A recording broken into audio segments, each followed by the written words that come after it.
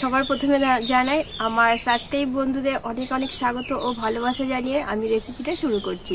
আর রেসিপিটা হতে চলেছে ল্যাংচা মিষ্টি তৈরি। আর ল্যাংচা মিষ্টিটা সবারই কিন্তু খেতে ভালো লাগে। আর এই মিষ্টিটা আমি তৈরি করব সুজি দিয়ে। এখানে 200 গ্রাম সুজি নিয়েছি, আর এই সুজিটা দিয়েই আমি ল্যাংচা মিষ্টিটা তৈরি করব।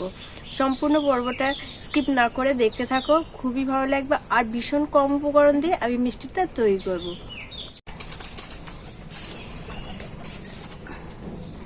বন্ধুরা, এবার আমি সুজিটাকে হালকা ভেজে নেব।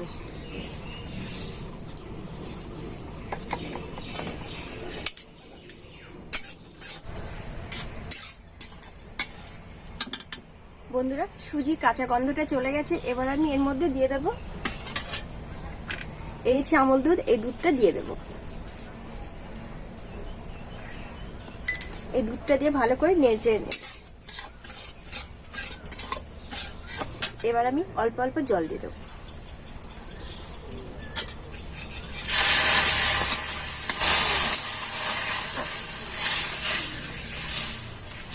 জল দিয়ে একটা ডো তৈরি করে দেব। বন্ধুরা, নেড়ে চেড়ে ডোটা আমার তৈরি হয়ে গেছে।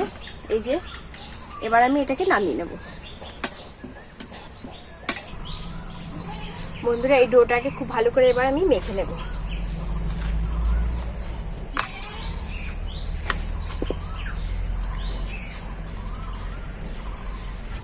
সুজির ডোটা আমার মাখানো হয়ে গেছে। এবার আগে মিষ্টির আকারে আমি শেপ দিয়ে নেব। এরকম একটু নেব, তারপর এরকম একটু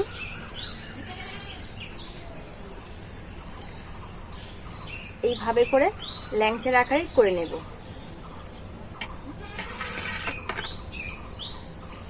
সমস্ত মিষ্টিগুলো একইভাবে আমি তৈরি করব। এই দেখো, সাইজটা আমি এরকমই রাখবো। বন্ধুরা, সমস্ত মিষ্টিগুলো আমি তৈরি হয়ে গেছে। এবার আমি এগুলোকে ভেজে নেব তেলে। আর দেখো, এখনই দেখতে কতটা সুন্দর লাগছে। বন্ধুরা, কড়াইটা এবার আমার গরম হয়ে গেছে। এবার আমি তেল দিয়ে দেবো ভাজার জন্য। এবার আমি এগুলোকে আস্তে আস্তে ভেজে নেব।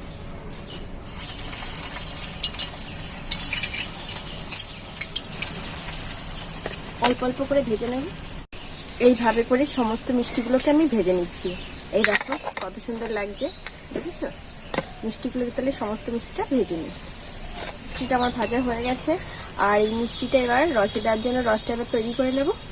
এখানে জল দিয়েছি, আর এখানে এক বাটি চিনি নিয়েছি। চিনিটা দিয়ে দেব, দিয়ে নেড়ে চেড়ে রসটাকে তৈরি করে নেব।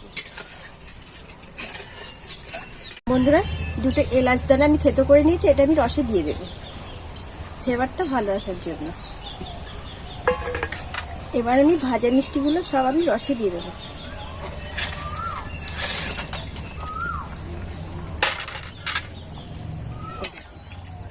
রসে দিয়ে আমি 2 মিনিট মতন জাল করে নেব। বন্ধুরা, মিষ্টিটা আমার তৈরি হয়ে গেছে। এবার আমি এটাকে নামিয়ে নেব।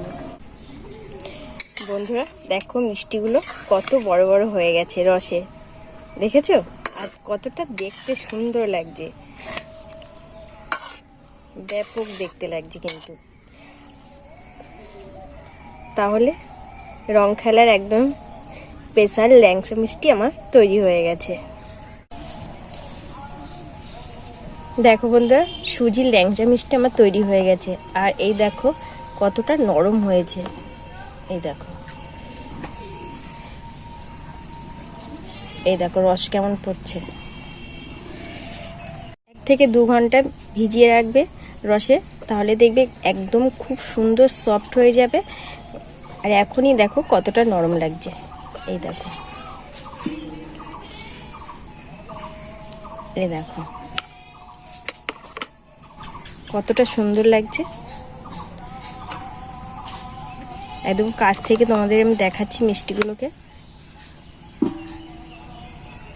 ভীষণ ভীষণ সুন্দর হয়েছে। আর অল্প উপকরণ দিয়ে একদম ব্যাপক একটা দারুণ একটা সুজির ল্যাংচা মিষ্টি তৈরি হয়ে গেছে। আর অল্প উপকরণ দিয়ে, উপকরণটাও কিন্তু খুবই কম, মাত্র 3টি উপকরণের দ্বারা এত সুন্দর একটা মিষ্টি তৈরি হয়ে গেছে।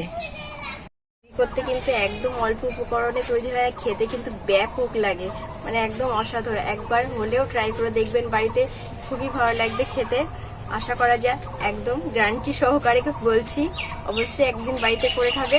আর এই রং খেলার উপলক্ষে তো একদম ল্যাংচা মিষ্টি তৈরি করে নিয়েছি, খুবই সুন্দর। তাহলে আজ আমি এখানেই রাখছি, আর একটা মিষ্টি অবশ্যই তোমাদের সাথে শেয়ার করব খেয়ে কেমন হয়েছে। দেখো কেমন রস পড়ছে, আর খুব নরম হয়েছে।